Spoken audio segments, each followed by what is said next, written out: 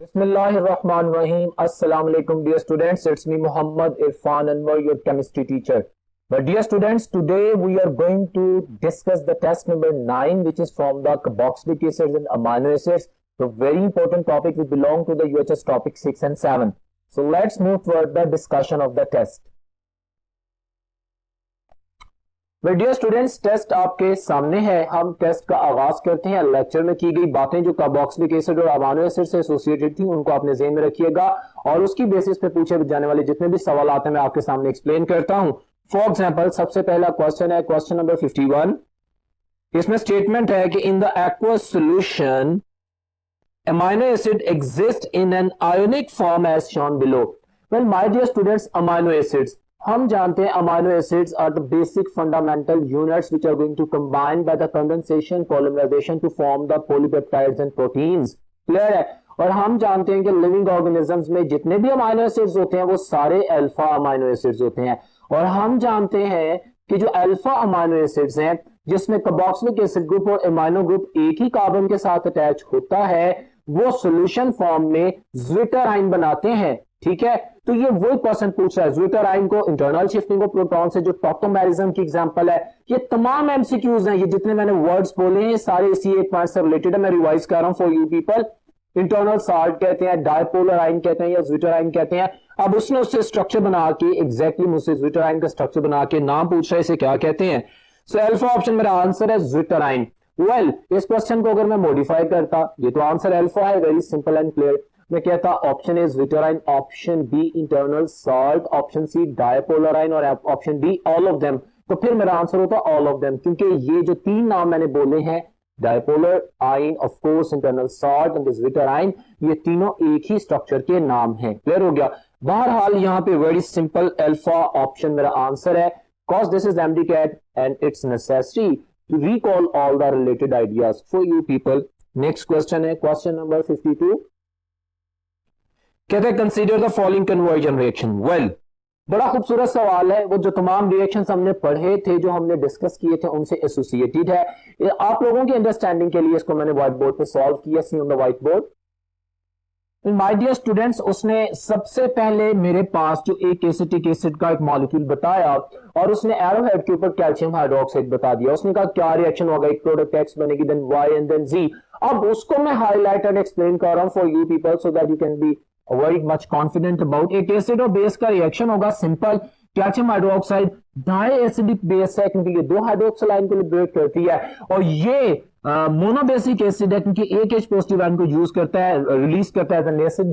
तो ये दो मोल यूज होंगे। इसके एक मोल के साथ हमारे पास जो सॉल्ट बनेगा कैल्शियम एसीटेट। वेल हमारे पास जो पहली प्रोडक्ट वो पूछना चाह रहा है वो कैल्शियम एसीटेट या कैल्शियम एथेनोएट बन जाएगा। ठीक हो गया, सॉल्ट बन जाएगा। अब हम अपने प्रीवियस लेक्चर में पढ़ चुके हैं कि when we perform the dry distillation of the calcium salts of acetic acid तो we are able to get the aldehydes and ketones also।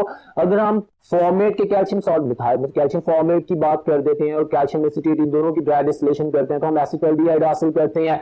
अगर हम सिर्फ कैल्शियम एसीटेट का ड्राई डिस्टिलेशन करेंगे तो हमारे पास कैल्शियम कार्बोनेट एलिमिनेट होगा और साथ में देखिए कीटोन बन जाएगा। इसका जो एम्प्टी स्पेस है वहां पे ये मिथाइल ग्रुप अटैच हो जाएगा, प्रोपेनॉन बन जाती है। तो मेरे पास जो सेकंड प्रोडक्ट उसने एरोहेड में पूछी है उसको मैंने जस्टिफाई किया, propanone with structure for you people. It's very easy. Clear है? फिर उसके बाद उसने कहा कि ये जो आपने कीटोन बनाई है इसका NH2OH के साथ रिएक्शन कराएं। What is NH2OH? हमने एसिड कैटालाइज्ड रिएक्शंस पढ़े थे अमोनिया और उसके डेरिवेटिव्स के, याद है आइडिया कीटोन्स में? यस। उसमें हमने कहा था कि अगर अमोनिया के एक H को OH से रिप्लेस कर दिया जाए तो this is called as hydroxyl amine, और इसकी जो प्रोडक्ट बनती है वो एक ऑक्साइम होता है। मैकेनिज्म मैं आपको जस्टिफाई कर चुका हूं लेक्चर में, बड़ा जबरदस्त लेक्चर था हमारा, उसके ऊपर भी आपको याद होगा। हमने कहा था सिंपली भाई हमारे पास जो नाइट्रोजन के साथ दो हाइड्रोजन है वो कार्बन और कार्बन के ऑक्सीजन से मिलकर वाटर एलिमिनेट कर देंगे और एक अडक्ट बनेगा, एडिशन प्रोडक्ट बनेगी, जिसमें मैं अपने जो भी एल्डिहाइड कीटोन है उसका नाम एज इट इज बोलूंगा, जैसे प्रोपेनॉन, और जो एडिशन प्रोडक्ट है उसकी अपीयरेंस ये होगी, उसको हम ऑक्साइम बोलेंगे। So this was the description and he tried to ask little lengthy but very easy and conceptual question जिसको मजीद आसान बनाया आप लोगों के लिए so that you can develop a mind that you have to answer these kind of the questions also in the MCAT। Clear है? So इसकी basis पे मैं अगर आंसर करता हूं क्वेश्चन नंबर 52 का, माय डियर स्टूडेंट्स, मेरे पास इन तमाम ऑप्शंस में क्लियर ऑप्शन अल्फा मेरा आंसर है, जिसमें मेरे पास वो तमाम प्रोडक्ट्स मैंने बनाई हैं वो शो कर रहा है कि पहले मेरे पास सॉल्ट बनता है कैल्शियम का, कैल्शियम एसीटेट बनता है, उसके बाद फिर प्रोपेनॉन बनती है और एंड में हमारे पास ऑक्साइन बनता है। So alpha is my answer. Next question पे चलते हैं। क्वेश्चन नंबर 53 है, which of the following statement is incorrect. It's negative question, हमने इनकरेक्ट ऑप्शन को देखना है। ओके, अल्फा में कहता है a peptide with 2 amino acids residue is called dipeptide। Exactly मैंने कहा था अमीनो एसिड्स को पढ़ाते हुए कि भाई हमारे पास अगर पेंटापेप्टाइड बोला जाता तो जितना डाई ट्राई टेट्रा पेंटा बोला जाता है, इसका मतलब है उसमें उतने अमीनो एसिड्स हैं। और पेप्टाइड लिंकेजेस, जिसको हम एमाइड लिंकेज भी कहते हैं, जो कि कंडेंसेशन का रिजल्ट होता है, जो कि बॉन्ड होता है सी डबल बॉन्ड और एनएच के दरमियान, वो -1 हो जाते हैं। फॉर एग्जाम्पल मैं पेंटापेप्टाइड की बात करता हूं, मैंने लेक्चर में भी बताया था, तो इसका मतलब है उसमें 5 अमीनो एसिड्स हैं। मैं डाइपेप्टाइड की बात करता हूं तो उसमें 2 अमीनो एसिड्स हैं। तो अल्फा ऑप्शन वो सही कह रहा है, हमने इनकरेक्ट देखनी है। बीटा ऑप्शन में कहता है peptide with the 3 amino acids called tripeptide, बिल्कुल ठीक कह रहा है। और मैं यहां से मजीद एक चीज ऐड करता हूं फॉर यू पीपल, अगर मैं यहां से पूछ लूं कि ट्राइपेप्टाइड में अमीनो एसिड्स तो 3 है, इसमें पेप्टाइड लिंकेजेस कितनी, आप कहेंगे -1 कर दें। अगर ट्राइपेप्टाइड है तो उसमें अमीनो एसिड्स लिंकेजेस 2 हैं। Got it? क्योंकि सारी बात है 3 अमीनो एसिड्स तो 2 मिलकर 1 बनाता है, तो 1 माइनस हो जाएगा उसमें से, सिंपल। चार्ली में कहता है a peptide with 100 to the 1000 amino acids residue is called polypeptide। exactly, we better know that। और एंड में जो डेल्टा ऑप्शन कह रहा है CONH2 group is called peptide bond। wrong my dear student, it's very simple and very common, you know CONH होता है, NH2 amino group एक H loose करता है और COOH से OH रिप्लेस होके हमारे पास जो लिंकेज बनती है CONH, C डबल बॉन्ड हो NH, that is called peptide bond. NH2 नहीं होता। सो ये माइनर सी गलती मेजर मिस्टेक बन सकती है, आपको पता होना चाहिए। डेल्टा ऑप्शन मेरा आंसर है जो कि इनकरेक्ट है। नेक्स्ट क्वेश्चन पे चलते हैं, that is the question number 54।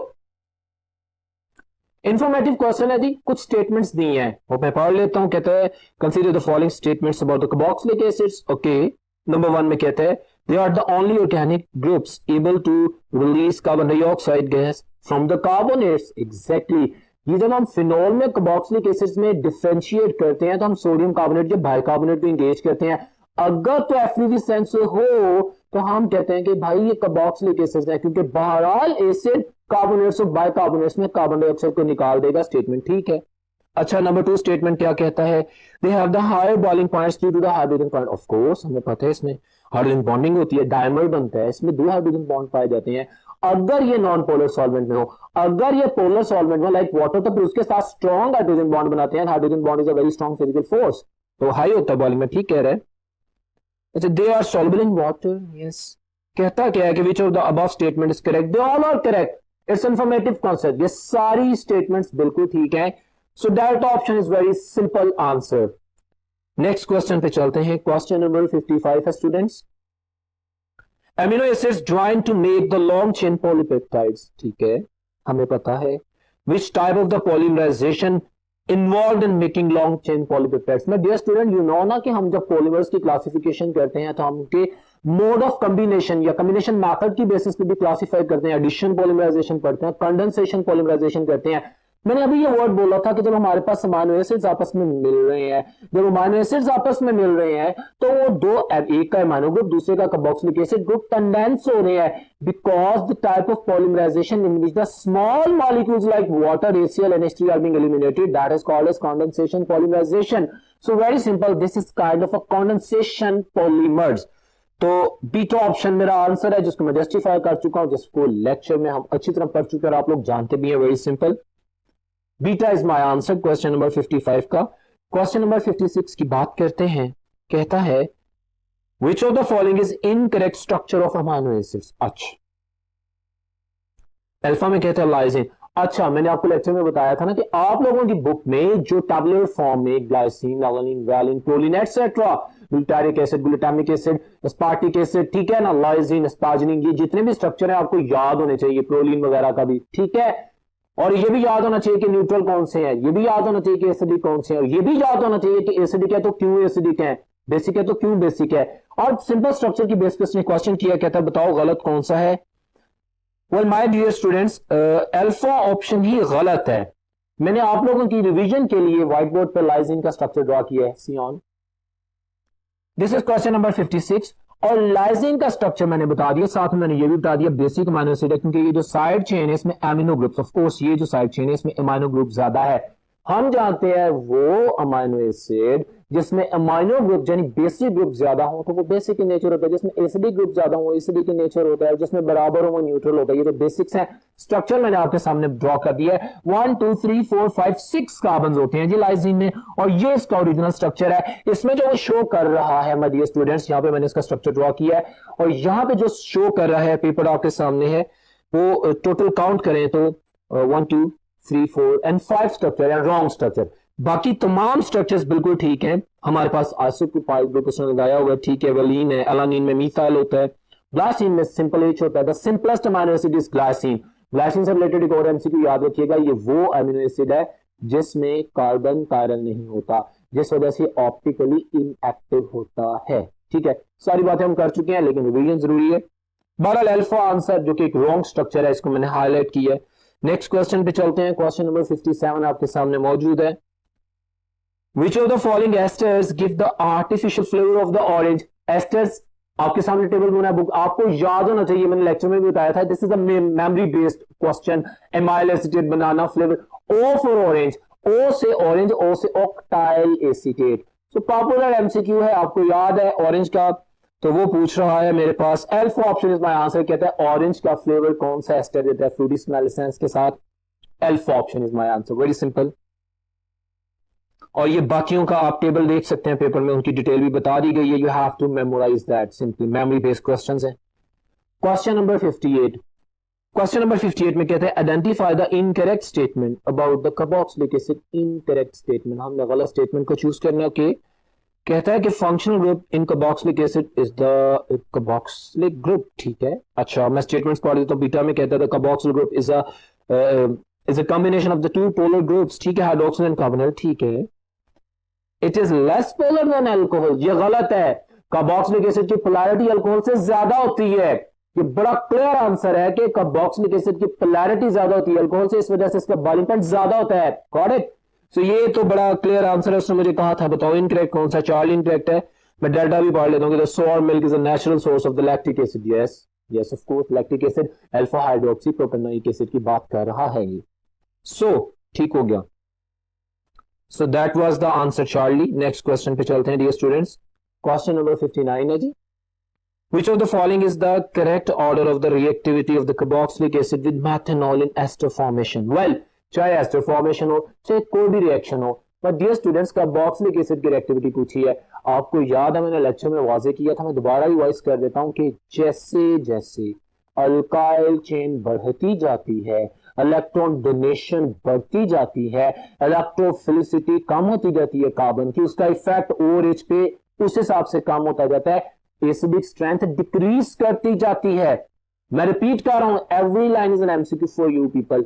Alkyl chain जितनी बड़ी होगी, एसिडिटी उतनी कम होगी, रिएक्टिविटी भी उतनी कम होगी, सोलबिलिटी भी उतनी कम होगी, हाइड्रोजन बॉन्डिंग भी उतनी वीक होगी। ये 5 एमसीक्यूज मैंने बोले for you people, revision notify कर सकते हैं आप।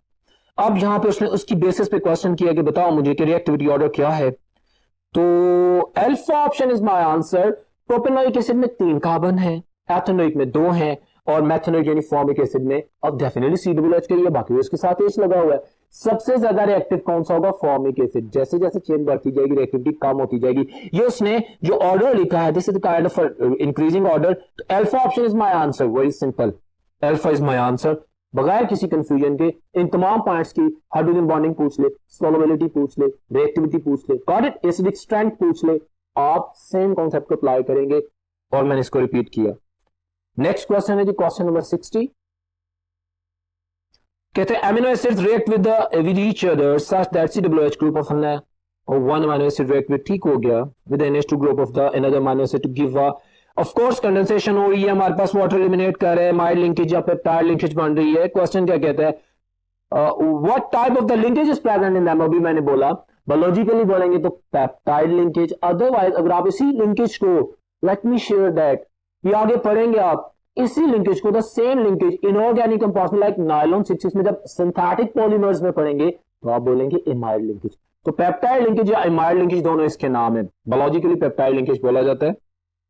Beta is my answer, very simple. Question number 61, ethanoic acid react with all of the following to produce water except।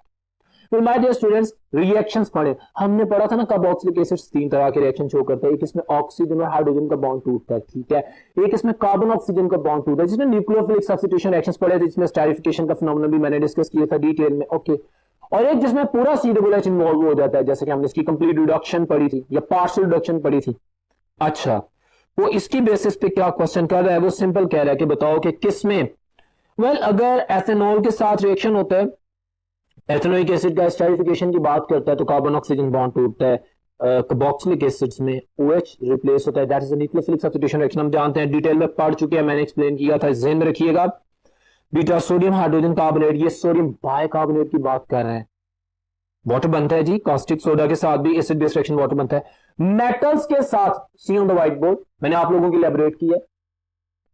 Question number 61 है, ये मैंने एस्टिक एसिड लिख दिया, एथेनोइक एसिड इसका एपेक नेम है। किसी भी एक्टिव मेटल से रिएक्शन कर रहा है, what is happening, oxygen hydrogen bond टूट रहा है। भाई अगर NaOH होता तो ये HOH से मिलकर वाटर बना देता, जैसा कि उसने कास्टिक सोडा में पूछा है। तो मैंने उसको तो चूज नहीं किया क्योंकि उसमें वाटर बनता है। वो कह रहा है कि इसमें वाटर नहीं बनेगा। Very simple and clear for you. आप देख सकते हैं सामने कि आपके पास 2Na, हमारे पास सोडियम एसीटेट बन गया और साथ में हाइड्रोजन गैस लिबरेट हो रही है, वाटर नहीं बन रहा। तो ये आपके सामने एक स्टेटमेंट है जिसको मैंने जस्टिफाई किया। Go for that. So delta is my answer. किसी भी मेटल के साथ रिएक्शन करेगा तो हाइड्रोजन गैस लिबरेट होगी, वाटर नहीं होगा। पेपर आपके सामने, यू कैन सी दैट। और ये तमाम रिएक्शंस भी for your confidence I have written on in front of you, you can see that. Question number 62 की बात करते हैं। The ester, it's a beautiful question. It is being asked in the MDCAT paper as it is. इसको आपके सामने present किया गया और इसकी फिलॉसफी और कॉन्सेप्ट को समझाने के लिए उसने एक एस्टर दे दिया, ठीक है जी। उस एस्टर को मैं बता दूं, ये मिथाइल ब्यूटेनोएट की बात कर रहा है। मिथाइल ब्यूटेनोएट ही है जी। अच्छा, क्योंकि ब्यूटेनोइक एसिड है और साथ में मिथाइल अल्कोहल थी, is responsible for aroma of apples, ठीक है। ये बता भी दी इंफॉर्मेशन कि हमारे पास जो मिथाइल ब्यूटेनोएट है ये एप्पल का एसेंस देता है, ठीक है। क्वेश्चन क्या कहता है, when this ester is hydrolyzed, हाँ हाइड्रोलाइसिस करते हैं by acid in the stomach, ठीक है। जब भी हाइड्रोलाइसिस करें, what is the empirical formula of the acid produced? A beautiful question. I have solved it for you. See on the whiteboard. भाई ये उसने एस्टर कहा मेरे पास क्वेश्चन नंबर 62 में, मिथाइल ब्यूटेनोएट, 1 2 3 4 कार्बन का एसिड और मिथाइल अल्कोहल के कॉम्बिनेशन से मेरे पास एक एस्टर बन गया, एप्पल एसेंस बन गया। हाइड्रोलाइसिस करते हैं, एसिड हाइड्रोलाइसिस करते हैं। हमारे पास ये एक तरह से ना, जब हाइड्रोलाइसिस करते हैं तो अपने रेलेवेंट पेरेंट कंपोनेंट्स में कन्वर्ट हो जाता है, जैसे ये ब्यूटेनोइक एसिड में और ये मिथाइल अल्कोहल में। क्वेश्चन की ब्यूटी ये थी, he want to ask what is the empirical formula of the acid produced. It's very simple, in seconds you can calculate. अगर कंफ्यूजन है तो भी दूर कर लें। भाई जो भी एसिड आएगा उसका मोलेकुलर फार्मूला लिखें। मैंने लिख दिया ना, C4H8O2, आप काउंट कर सकते हैं। हम वैसे भी जानते हैं जनरल फार्मूला CnH2nO2 होता है कार्बोक्सिलिक एसिड का, आपके सामने प्रूव है। अच्छा, उसने एम्पिरिकल फार्मूला पूछा। Empirical formula is the simplest whole number ratio, तो वो दिखाएं और वो भी देख सकते हैं। मैंने इसको कर दिया, दिस इज C2H4O, और ये मैंने इसके सामने सॉल्व कर लिया और आपको जस्टिफाई कर दिया, आप देख सकते हैं। So Charlie option is my answer. Very beautiful question it was teaching you the art to answer that kind of the questions, and it's very simple, no need to get confused. Well, question number 62 में Charlie option was my answer. Next question पे चलते हैं 63 पे। Which one of the following statements अच्छा is incorrect about the nomenclature of the aliphatic dicarboxylic acids? Dicarboxylic acid मैंने कहा था ना टेबल में आपने याद करना है, आपको उनके एपेक नेम भी याद होने चाहिए, आपको उनके कॉमन नेम भी ऑक्सैलिक एसिड है, मेलोनिक एसिड है, एंड सो ऑन, ठीक है। अच्छा, तो वही टेबल उसने दे दिया है, कहते हैं इनकरेक्ट। देखो, हाँ इसको ऑक्सैलिक एसिड कह रहा है, इथेन डायोइक एसिड है, मेलोनिक एसिड ठीक है, प्रोपेन डायोइक एसिड है, succinic acid, butane dioic acid है, बिल्कुल सही चल रहे हैं। वैलेरिक एसिड, वैलेरिक एसिड तो सिंपल पेंटेनोइक एसिड होता है, ये तो मोनोकार्बोक्सिलिक एसिड होता है, वलेरिया प्लांट के रूट्स में पाया जाता है। ये मोनोकार्बोक्सिलिक एसिड है, डाइकार्बोक्सिलिक एसिड नहीं है। और यहां पे जो उसने, और दूसरा उसमें ये एडिपिक एसिड है my dear students, hexane dioic acid को कॉमनली एडिपिक एसिड कहते हैं। So delta option is my answer. ये गलत बात कर रहा है और इसका आंसर मैं कैसे कर सकता हूं? वेरी सिंपल, अगर मैं अपनी बुक में टेबल्स को एक और से पढ़ लूं एमडीकैट के पेपर में, I will be in a better position to answer these kind of the questions. Very simple. So delta option is a wrong option, which is my answer. We have to choose this, the incorrect one. Okay. Next question is question number 64. Dear students, alpha amino acids are compounds having carboxylic acids as well as अच्छा amino functional group attached to। अच्छा जी, अच्छा ये word मैं बोल चुका हूं। Alpha amino acids क्या होते हैं? वो अमीनो एसिड जिसमें अल्फा कार्बन पे अमीनो ग्रुप लगा हो। हम जानते हैं ना कार्बोक्सिलिक एसिड एक अलग फंक्शनल ग्रुप है। जब हम कार्बोक्सिलिक एसिड को, अभी मैं आईपैक नेम की बात नहीं कर रहा, आईपैक नेम में कार्बोक्सिलिक एसिड का कार्बन चेन का हिस्सा होता है और उसको हम काउंट करते हैं। लेकिन जब मैं अल्फा बीटा की बात करता हूं, I am talking about the common names. और अल्फा अमीनो एसिड मीन कि अल्फा कार्बन के साथ कोई अमीनो ग्रुप अटैच हो। अब अल्फा कार्बन को होता है जो फंक्शनल ग्रुप के साथ अटैच होता है, सिंपल। अब वो अल्फा कार्बन जिसके साथ सी डबल एच अटैच है, उसी के साथ हमारा ग्रुप अटैच है। So belong to the same carbon atom. Very simple question, it is very very simple question. Beta option is my answer. But sometimes the simple things could be complicated if you don't put the emphasis and the focus on the words. So try to understand and listen my words. This is very much important for you people. I'm answering the beta option, very clear option. You can find it out. Question number 65. Which of the following property is not shown by the ethanoic acid? Acetic acid की बात कर रहा है। अच्छा देख लेते हैं, हमें पता है इसकी प्रॉपर्टीज का। It is a colorless liquid G, बिल्कुल सही कह रहे। It is miscible with the water, alcohol and ethers. Yes, ये फिजिकल प्रॉपर्टी की लाइन है। ये बीटा ऑप्शन अलहदा से एक दफा एमसीक्यू में पूछा गया था कि किस किस में सॉल्वेबल हो सकता है। सो इसमें जो ऑप्शंस बताई गई हैं वो सारी ठीक हैं। चार्ली में कहता है it freezes to an ice like solid, जिसे हम ग्लेशियल एसिटिक एसिड कहते हैं, 16.5 से 17 डिग्री सेल्सियस। सही कह रहे हैं। It is a monobasic acid my dear students. ये एक एच पॉजिटिव आयन रिलीज करता है, ये एक बेस को न्यूट्रलाइज करता है। It's a monobasic acid. Delta में डायबेसिक एसिड कह रहा है, बिल्कुल गलत कह रहा है। बड़ा आसान सवाल, डेल्टा ऑप्शन इज इनकरेक्ट। और यही इसने कहा था, बताओ इनकरेक्ट स्टेटमेंट कौन सी है? मेरा आंसर डेल्टा ऑप्शन है। नेक्स्ट क्वेश्चन है question number 66। All the acid derivatives can be converted back into the corresponding acids, ठीक है, by one common reaction। हाँ जी। अच्छा इसकी डिटेल एनालिसिस आपके सामने नहीं है। रिडक्शन में आप जानते हैं कि हमारे पास वो अल्केन्स में कार्बोक्स कोरस्पॉन्डिंग एसिड्स, तो भाई वो एस्टर्स को कर रहा है एसिड डेरिवेटिव्स, चाहे एस्टर्स हो एमाइड्स हो। जब आप उनका हाइड्रोलिसिस करेंगे, हमारे पास ये जितने भी डेरिवेटिव्स बनाते हैं, इनहाइड्रेट बना रहे थे, एमाइड बना रहे थे, with the elimination of the small water molecule कर रहे थे ना। जब आप हाइड्रोलिसिस करेंगे तो वो वाटर मॉलिक्यूल रिटर्न कर देंगे। अभी थोड़ी देर पहले मैंने एग्जांपल भी आपके सामने की थी। तो हाइड्रोलिसिस वो प्रोसेस है जिसके जरिए वो अपने रिटर्न ओरिजिनल कंपोनेंट्स में, रिएक्टेंट्स में कन्वर्ट हो जाता है। Very simple question, delta is my answer. बाकी टोटल इररिलेवेंट चीजें हैं। यहाँ पे मैं different kind of the rearrangements को बिल्कुल टच नहीं करना चाहूंगा, क्योंकि they are not even present in A levels, in the FSC, they are not concerned with the MDCAT, so I'm not going to explain that. बहरहाल ये भी बड़े कॉमन रिएक्शन है। बहरहाल मेरा आंसर डेल्टा है, hydrolysis. Okay, question number 67। Identify the incorrect statement. अच्छा, electron withdrawing substituents make the acid stronger. ठीक कह रहे हैं। हम जानते हैं ना, fluorine, chlorine, nitro, electron withdrawing group जितने लगे होंगे वो उतना उसके इलेक्ट्रॉनिक क्लाउड को स्नैच करेंगे, एसिड की स्ट्रेंथ उतनी बढ़ेगी। ये लेक्चर की बात ध्यान में रखिएगा। प्लस फिर जितना डिस्टेंस कम होता जाएगा फंक्शनल ग्रुप से इलेक्ट्रॉन विथड्रॉइंग ग्रुप का, उतनी एसिडिक स्ट्रेंथ बढ़ती जाएगी। ये भी लेक्चर में कहा था। और अगर इलेक्ट्रॉन डोनेटिंग ग्रुप अटैच होगा तो एसिडिक स्ट्रेंथ कम होती जाएगी। जैसे मैंने अभी थोड़ी देर पहले बात की थी कि अल्काइल चेन के बढ़ने से इलेक्ट्रॉन डोनेशन बढ़ती है और एसिडिक स्ट्रेंथ वीक होती है। पॉइंट्स को एक्सप्लेन कर रहा हूं, रिवाइज कर रहा हूं, और ये एमसीक्यूज की फॉर्म में कर रहा हूं। याद रखिएगा, स्टेटमेंट ठीक है, हमने गलत देखनी है। Carboxylic acids are the acids which are weaker than the inorganic acids. Of course, organic acids are always weaker than the mineral acids. Okay, and normal mineral acids are weaker than the oxy acids. ये भी gift है आप लोगों के लिए, ध्यान में रखिएगा। जिन एसिड्स में ऑक्सीजन जितनी ज्यादा होती है उतने स्ट्रॉन्ग एसिड होते हैं। अगर खाली HCl की बात करें तो एक कंपैरेटिव जो HClO उससे वीक एसिड है, जिसमें ऑक्सीजन ज्यादा वो स्ट्रॉन्ग होता है। और ऑर्गेनिक एसिड तो एसिड्स में वीक ही होते हैं। गॉट इट, हमें पता है। बहरहाल acid amides can be dehydrated to nitriles. ठीक है, डिहाइड्रेशन है। वेल माय डियर स्टूडेंट्स, ये डेल्टा मेरा आंसर है और इसको मैंने इक्वेशन की फॉर्म में जस्टिफाई किया है on the next board. Watch on. My dear students, question number 67। मेरे पास जो आंसर है ये डेल्टा है, जिसको मैंने जस्टिफाई कर दिया है कि मेरे पास एसिड हैलाइड जो है अगर वो मेरे पास वो एल्कोहल्स में कन्वर्ट होता है, हमने चूज करना था इनकरेक्ट स्टेटमेंट। देखिए डेल्टा में कह रहा था can be reduce to the secondary alcohol. Alcohol तो बनी है, लेकिन यहाँ पे जो अल्फा कार्बन है वो आगे ए कार्बन से अटैच है, ये प्राइमरी अल्कोहल है, सेकेंडरी नहीं है। इसलिए मैंने उसको आंसर कर दिया कि भाई ये गलत है।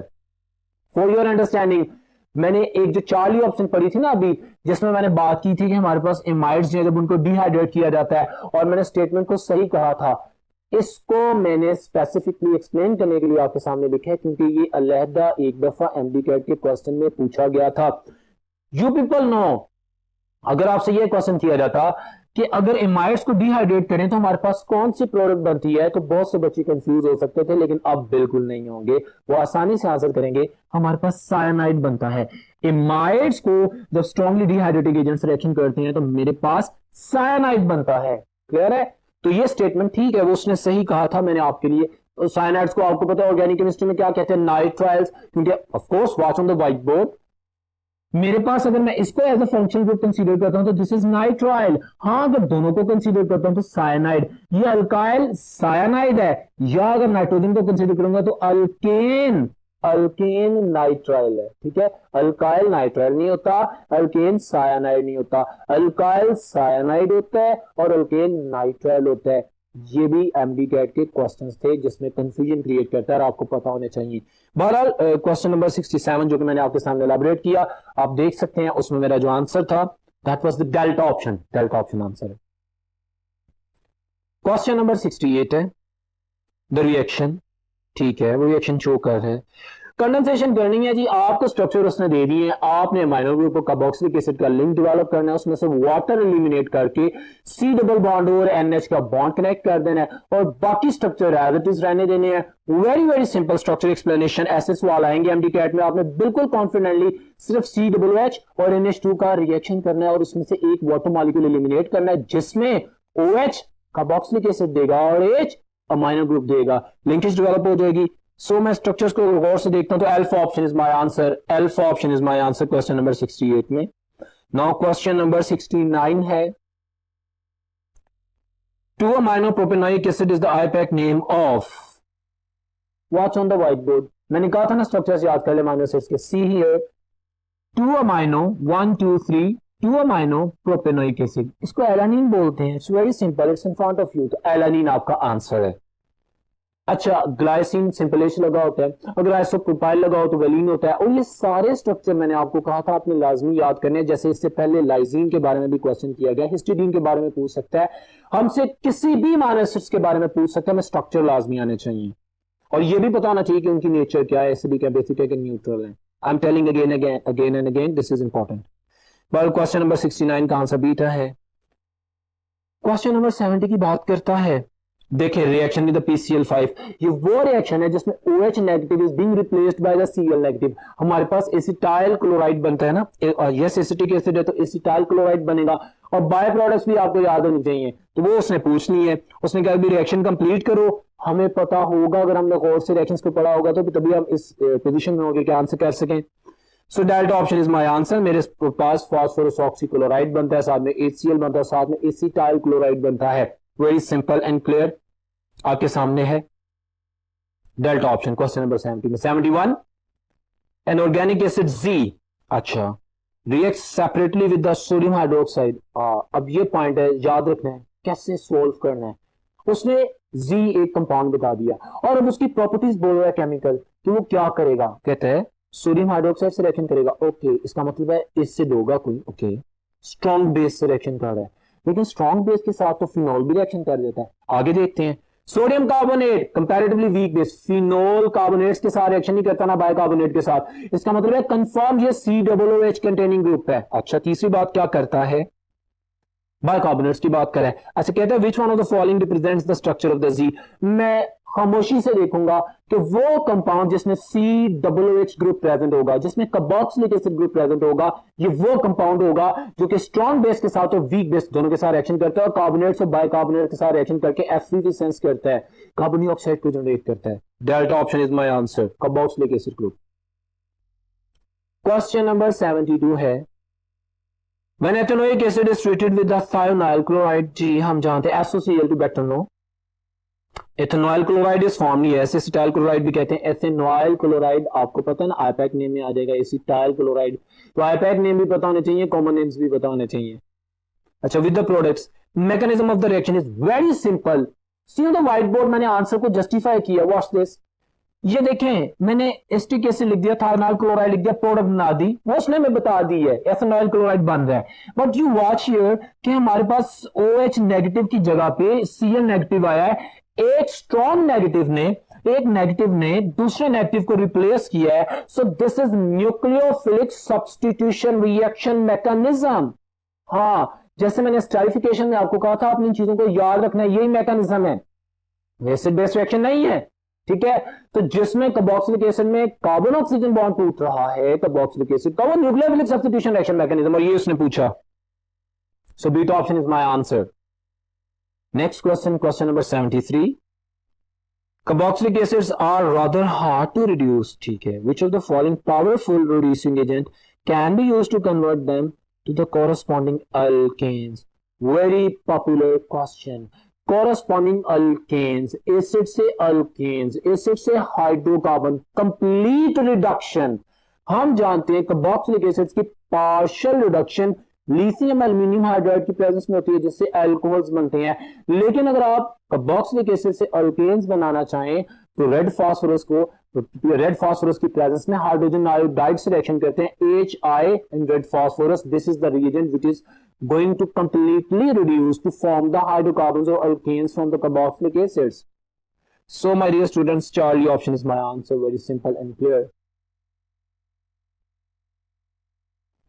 क्वेश्चन नंबर 74 है, अच्छा, साइनाइड का जब एसिड हाइड्रोलाइसिस होता है तो क्या बनता है? आपको पता है क्या बनता है? अब उसने मुझे कहा कि एसिड हाइड्रोलाइसिस हो रहा है HCl। अब मैंने आपको बताया हुआ है कि साइनो ग्रुप का जब भी एसिड हाइड्रोलाइसिस होगा कार्बोक्सिलिक एसिड में COOH में कन्वर्ट हो जाएगा।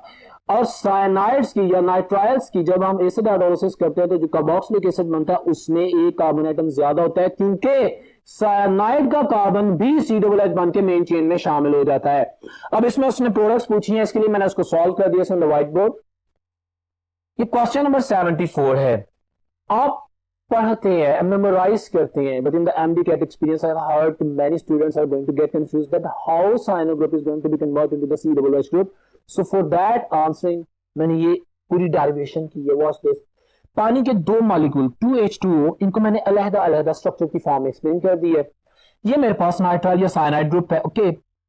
अब देखते हैं एसिड हाइड्रोलाइसिस, मैंने HCl को अलग कर दिया, H2O को अलग कर दिया। मेरे पास दो वाटर मॉलिक्यूल में से 3 हाइड्रोजन नाइट्रोजन से कंबाइन होते हैं, अमोनिया बनती है, और यहां पे जो एम्प्टी स्पेस जनरेट होती है वहां पे OOH ग्रुप आ जाता है, तो COOH में कन्वर्ट हो गया। साइनाइड ग्रुप कैसे कार्बोक्सिलिक एसिड में कन्वर्ट हुआ, ये आपके सामने एक सिंपलेस्ट एक नोटेशन की फॉर्म में एक्सप्लेन किया गया है फॉर योर कॉन्फिडेंस, ठीक है। हालांकि इसके मैकेनिस्टिक स्टेप्स बहुत ज्यादा है, but for you people I am explaining that how to water molecule are going to produce the carboxylic acid from the cyano group, तो वो मैंने लिख दिया। अच्छा, अब सिस्टम में HCl मौजूद है, अमोनिया बेसिक के नेचर है, HCl एसिडिक के नेचर है, दोनों कंबाइन करके अमोनियम क्लोराइड बन जाएंगे। अब वो मुझसे पूछ रहा था कि भाई क्या बनेंगे, तो मेरे पास एसिटिक एसिड बनेगा और साथ में अमोनियम क्लोराइड बनेगा। मेरे पास दो प्रोडक्ट्स बनेंगे जिनको मैंने आपके सामने जस्टिफाई किया है। So ethanoic acid and ammonium chloride, delta option is my answer, जो कि आपके सामने मौजूद है। Well dear students, next question, question number 75, paper आपके सामने है। Which acid is used in the manufacture of the synthetic fiber? Popular question, कौन सा यूज होता है? Acetic acid. ये हमारे पास वो कोआगुलेट करता है ना, उसको जमाता है, उसकी फाइबर लिंकेज को स्ट्रेंथन करता है, इंटरनेटवर्किंग को स्ट्रॉन्ग करता है। Yes, delta option acetic acid. ये फिजिकल प्रॉपर्टीज और यूजेस में डिक्लेयर किया गया है। 75 का आंसर डेल्टा। क्वेश्चन नंबर 76, ये स्ट्रक्चर दिया गया है, बहुत खूबसूरत सवाल है, ये MD-CAT में पहले पूछा गया है।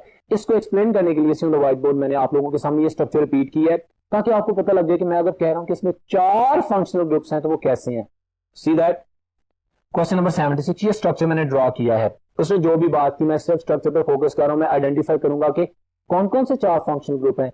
मैंने देखें हाईलाइट किया, ये तो COOH आ गया, एसिडिक ग्रुप, ये अमाइनो ग्रुप, ये इमाइड लिंकेज और ये ester linkage.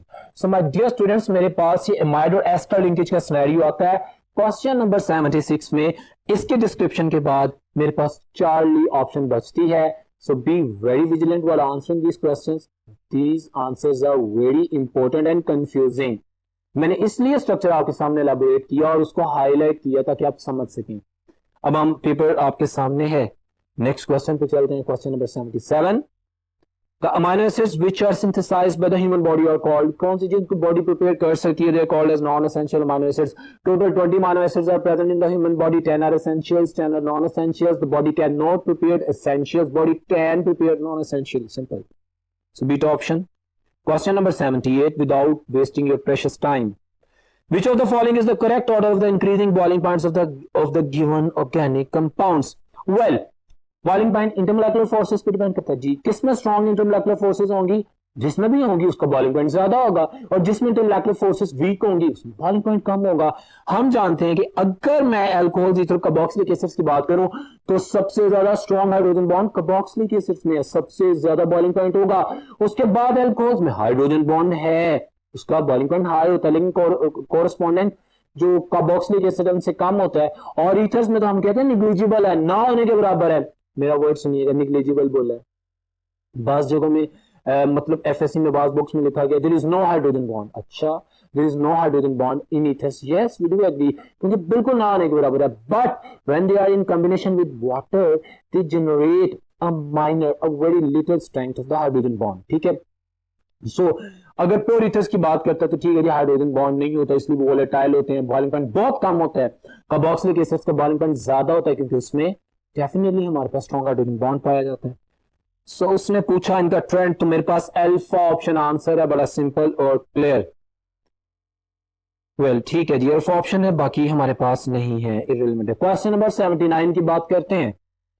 Melting point of the carboxylic acids with even number of the carbon atoms are higher. ठीक है, अल्फा में कहता है the acids with even number of the carbon atoms have the COOH at the terminals and CH3 on the opposite side of the carbon atom. Reason पूछ रहा है, ये सही कह रहा है।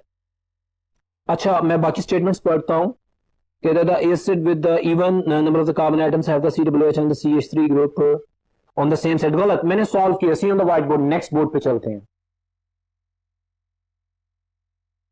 जी। तो डियर स्टूडेंट्स, क्वेश्चन नंबर 79 आपके सामने। मैंने सिंपल एक इवन नंबर यानी जिसमें 2, 4, 6 नंबर ऑफ कार्बन आइटम्स का कार्बोक्सिलिक एसिड बनाया, दूसरे में मैंने ऑड नंबर्स बता दिए। जो स्टेटमेंट ये पूछा उसको जस्टिफाई करने के लिए कि भाई अगर मैं इवन नंबर 1, 2, 3, 4 इवन नंबर में देखता हूं तो मिथाइल और carboxylic acid they are opposite to each other, और यहां पे दोनों सेम साइड पे होते हैं। स्टेटमेंट ठीक थी, लेकिन आपके जहन में क्वेश्चन आ गया सर होता क्या है, क्यों मेल्टिंग बॉइलिंग पॉइंट का फर्क होता है, क्यों ज्यादा या कम होते हैं? तो भाई इवन नंबर में पैकिंग अच्छी हो जाती है ना, मैचअप हो जाता है, ये दूसरे CH3 के साथ डेवलप कर लेता है अपना बॉन्ड, और इस वजह से इसका जो मेल्टिंग एंड बॉइलिंग पॉइंट है कंपैरेटिवली उससे जो है ना वो इफेक्टिव होकर फर्क आ जाते हैं। सो ये आंसर है मेरे पास। जो आंसर है क्वेश्चन नंबर 79 का, that is alpha. Very simple and clear. अब क्वेश्चन नंबर 80 की बात करते हैं, और 80 में कहता है identify the incorrect statement about the carboxylic acids. देखते हैं 80 में क्या कह रहा है। कहते हैं COOH group is planar and the carbon atom is sp2 hybridized। ठीक है, कार्बोनिल कार्बन है ना, sp2 hybridized है।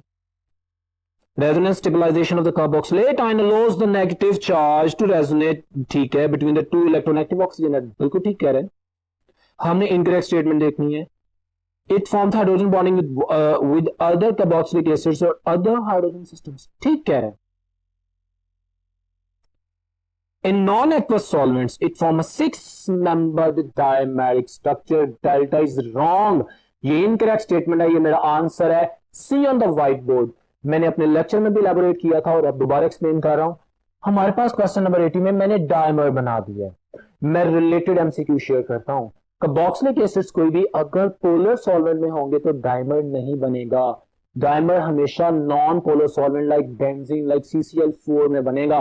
नॉन पोलर सॉल्वेंट में इन्होंने हाइड्रोजन बॉन्ड तो बनाना है, फिर आपस में बना लेंगे क्योंकि सॉल्वेंट के साथ तो बना नहीं सकते, वो तो नॉन पोलर है, ठीक है। और जब ये डायमर बनाएंगे स्टूडेंट्स, वेरी सिंपल, आपके सामने मौजूद है 1 2 3 4 5 6 7 8, 8 मेंबर्ड रिंग है, 6 मेंबर नहीं है। दूसरे एमडीकैट का क्वेश्चन मैं इससे रिलेट शेयर करूंगा। इसमें कितने फिजिकल बॉन्ड्स हैं सर? 2 फिजिकल बॉन्ड्स हैं डायमर में, दोनों हाइड्रोजन बॉन्ड आपके सामने है।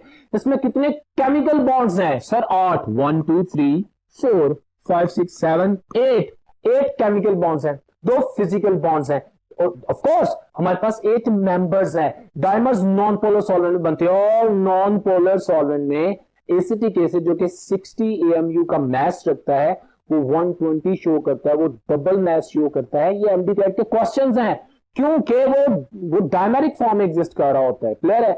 सो ये तमाम इंफॉर्मेशन अपने ज़हन में रखिएगा। That option was the wrong option. Next question पे चलते हैं, क्वेश्चन 81 पे। About 20 amino acids are required for the synthesis of the proteins, ठीक है, living organism, human beings की बात कर रहा है। These amino acids are sub-classified according to the properties of order, functional group, acidic, basic, neutral. Yes, सही कह रहे हैं। क्वेश्चन क्या कहता है? Which of the following is not justified class of the amino acids? ठीक है, जस्टिफाइबल देखते हैं। ए में कहता है नॉन पोलर है, तो साइड चेन फर्क आती है ना। हाँ, अल्काइल चेन जो है, कहता है साइड चेन अल्काइल ग्रुप होगा तो यस नॉन पोलर, क्योंकि उसमें कोई पोलर यूनिट नहीं है। सही कह रहा है। बीटा में कहते हैं acidic, side chain, mineral acid कहां पे आ जाता है भाई?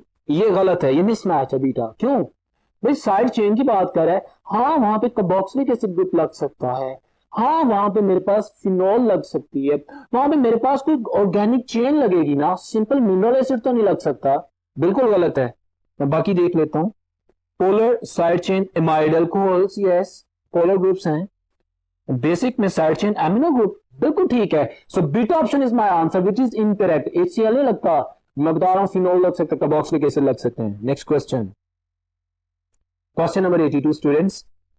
When an alkali is added to an alpha amino acid in the aqueous solution. अब एक्वस सॉल्यूशन में अमीनो एसिड मौजूद है। बहुत खूबसूरत सवाल, जरा वर्ड्स पे फोकस कीजिएगा। Aqueous solution of amino acid, aqueous solution of alpha amino acid में वो ज्विटर आयन की फॉर्म में मौजूद है। वहां पे COO नेगेटिव यूनिट है और NH3 पॉजिटिव यूनिट है। अब अगले बात सुनते हैं। अल्कली को ऐड कर दी है, कहते हैं प्रोटॉन इज रिलीज्ड बाय, तो जब मेरे पास ज्विटर आयन मौजूद है, किसके पास प्रोटॉन होगा? NH3 के पास प्रोटॉन होगा ना, वो प्रोटॉन डोनेट करेगा ना, और COO नेगेटिव उल्टा प्रोटॉन एक्सेप्ट करेगा अगर आप एसिड ऐड करेंगे। मैंने लेक्चर में बताया था, ये 2 बड़े खूबसूरत पॉइंट्स हैं जो कंफ्यूजिंग है। हाँ, अगर वो यहां पे कह देता, स्टूडेंट्स गौर से सुने, कि amino acid in the simple solid form में या नॉन एक्वस मीडिया में है, ज्विटर आयन नहीं है, तो फिर मेरे पास प्रोटॉन COOH रिलीज करता। अब उसने कहा एक्वस फॉर्म में, तो एक्वस फॉर्म में COOH तो है ही नहीं, COO नेगेटिव है और NH3 पॉजिटिव है, और NH3 पॉजिटिव में से H पॉजिटिव आयन रिलीज करेगा। Got it? So very simple answer, alpha option is my answer. Alkali will receive proton from the NH3 positive. Clear है? Alpha. Question number 83। The Ka value of the few organic acids are given. Okay, हम देखते हैं। ठीक है, देख ली। The order of the acidic strength is very simple. मैंने एक ट्रिक बताया था भाई, जितना स्ट्रॉन्ग इलेक्ट्रोनेगेटिव एटम अटैच होगा कार्बोक्सिलिक एसिड की चेन के साथ, उतना ज्यादा इलेक्ट्रॉन विथड्रॉइंग होगा जी, उतनी ज्यादा एसिडिक स्ट्रेंथ होगी। सिंपल। जिसमें जितने ज्यादा इलेक्ट्रॉन एक्टिव ग्रुप अटैच होंगे, उतनी ज्यादा इलेक्ट्रॉन विथड्रॉइंग पावर होगी, उतना स्ट्रॉन्ग एसिड होगा जी। फिर तीसरी बात बताई थी, जितना डिस्टेंस कम होता जाएगा इलेक्ट्रॉन एक्टिव यानी इलेक्ट्रॉन विथड्रॉइंग ग्रुप का फंक्शन ग्रुप कार्बोक्सिलिक एसिड से, उतनी स्ट्रेंथ ऑफ एसिड बढ़ती जाएगी। सारी बातें ज़हन में है। सो आपको कॉन्फिडेंस देने के लिए कि many students are getting confused that I don't know about the Ka values. Do I have to memorize all the Ka values? It's impossible. Yes, I do agree. This is impossible. But for what? You have to go for this concept which I am explaining. कि आप किस तरह answer करेंगे? So alpha option is my answer. आप देख सकते हैं 3 chlorine तो ज्यादा स्ट्रॉन्ग एसिड है, 2 तो से कम, 1 तो से कम। Very simple. So alpha is my answer, जो कि strongest acid then going on to the weaker acid strength चल रही है। 84 क्वेश्चन है, कहते हैं the formation of the zwitter ion, in the formation of the zwitter ion. अभी zwitter ion नहीं बना। एमडी कैट स्टूडेंट्स, एक एक वर्ड मैटर करता है। Focus on which one of the following groups donate proton.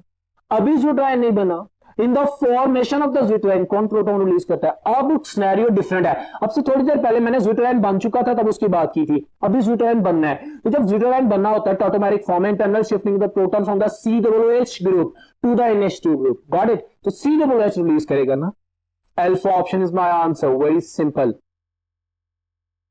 Question number 85, Which one of the following is the structure formula of proline? Structure formula of proline. Structure आज याद करने हैं आपको, मैं बार बार कह रहा हूं, आपको ग्लाइसिन का बताना चाहिए, आपको एलानिन का, वेलिन का, प्रोलिन का, aspartic acid and so on, glutamic acid का, हिस्टिडीन का, लाइसिन का, एस्पार्जिनिन का स्ट्रक्चर जो हमारी बुक में पते होने चाहिए। सो मैं अगर स्ट्रक्चर को हाईलाइट करता हूं तो मेरे पास, my dear students, very simple and clear, हमारे पास बीटा ऑप्शन है प्रोलिन का स्ट्रक्चर, ठीक है। So it's very simple answer, beta, exactly beta is my answer. बाकी अगर मैं देखता हूं, अल्फा एलानिन है, चार्ली में वेलिन है एंड सो ऑन, हमारे पास सिनेरियो लाइसिन का आदत है, beta is the proline, this is my answer.